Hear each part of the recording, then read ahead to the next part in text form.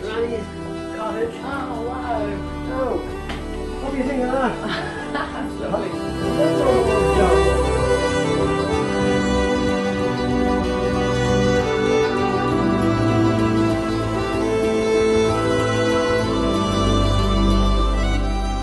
Martin, was this always a thatched cottage? This was always a thatched cottage, and this goes back to the 1700s, when at that time my great-great-grandfather would have gone up on the hill there. We had 14 acres of land with this wee house at the time, cut the oats, brought it in, thrashed it, and then the straw was used then to thatch the house. But at that time it was oaten straw, and oaten straw only lasted about 5 years.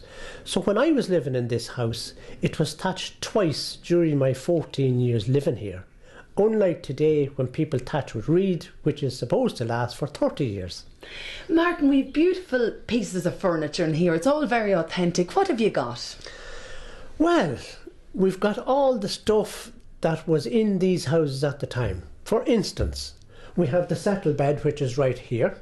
The settle bed was a very important piece of furniture in every thatched house, because at night time it was used as a bed. You pulled down this section here and it became a bed, and there was what they call a chaff mattress put in it, or a horsehair mattress. And the chaff was the chaff that came off the oats when they did the thrashing, and it made a lovely sort of a mattress. And then because it came up over you, no wind or breezes could get at you, so you had a grand night's sleep in there. During the day then, when people got up in the morning, when I used to get up and my uncle Benny got up, then it'd be folded back up again, and then it's a seat then during the day. So that's the settle bed. One of those was in every house at that time. We then have a bin, which is right behind you there, okay? And a bin was always to be found in each house. And the bin was used for the meal then for the animals, for the pigs, and for the mainly for the horse. Like the horse had to be well fed because he did all the work on the farm. So there was a bin in every house. There was always a gramophone in every house, and my fondest memories was listening to Count John McCormick on the big LPs of the time. And we had several of those big LPs. I remember Mickey Rooney was one of them that used to play at the time as well. And they're my fondest memories. But John McCormick, as everybody knows or should know from this country, was one of the greatest tenors ever born in this country. And he would always be playing there on that particular gramophone there. Well, Martin, a very important piece of furniture in most old cottages was the dresser. Exactly. The dresser is right here, and all the delf that was used came from the dresser.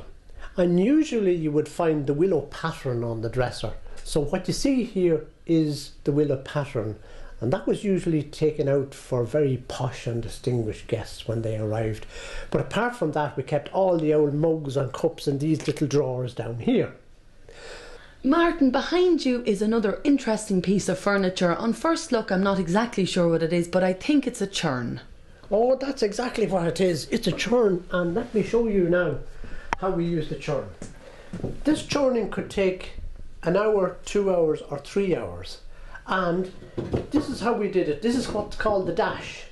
So we worked away and we dashed away. We put the milk in here, and then the butter would form on the top of the milk, and then we would skim it off then, and we'd take it out, clap it on the table there, and make butter and put lovely designs on it. And then the buttermilk then was used then to drink afterwards, and it was very, very healthy.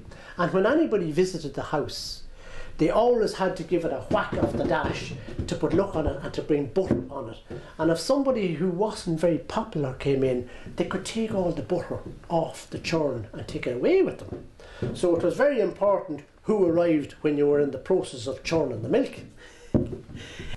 Well, Martin, another piece of furniture that I'm very interested in this house, because my grandmother was a spinner, and that is the spinning wheel.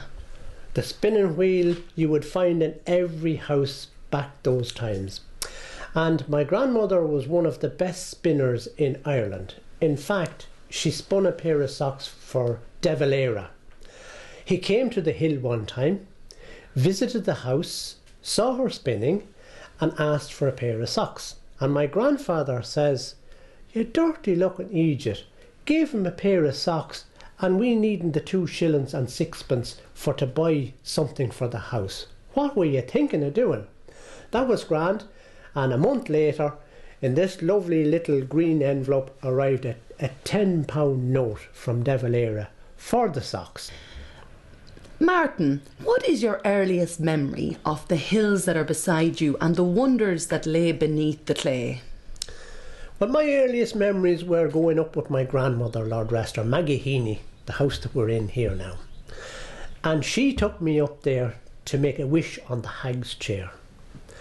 And there were no tourists around at that time, because we're talking of about 55 years ago, because I am now 61. So I was about 6-year-old. My earliest memories were up on that hill making my wish, but I can tell nobody, because 55 years ago my grandmother told me if I told anybody what my wishes were, they would not come through. But I still remember what I wished for at that time, and you know something, they did come through. Martin, I mean, obviously Loughcrew, the megalithic tombs up there, they're extraordinary, but when did you become aware of the enormous value and the enormous attraction that was here? I only became aware of it probably when I was about 15, 18 years of age, because at that time then tourists started appearing.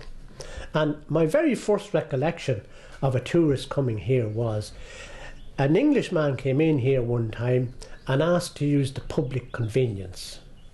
Now, my grandmother didn't know what he was talking about. So she says, "What do you mean, sir?" And he says, "Well, I want to use the public convenience. I want to go to the toilet." So the toilet was the 14 acres of a farm. There was no toilet in the house. So she had to go and get a bucket and look after this particular man, because she felt that it was her lawful duty to provide a public convenience for a tourist. She was a well-read woman, a well-educated woman, and she read an awful lot. So that's my first recollection of a tourist calling around here, and that's a good 50 years ago now. Tell us what you know about Loughcrew. What do I know about Loughcrew? There's 4 peaks there in Loughcrew, including Patrickstown, and on those peaks there are, I think, about 32 cairns, and there's probably about 20 of them that are still visible. There's 2 main peaks, Cairnbawn East and Cairnbawn West. And on Cairnbawn East, the most notable one is Cairn T, which is open to the public. And on Cairnbawn West, there's Cairn L. And inside of those tombs, there are inscriptions on the stones, carved out on the stones, and they are passage graves. Basically, they are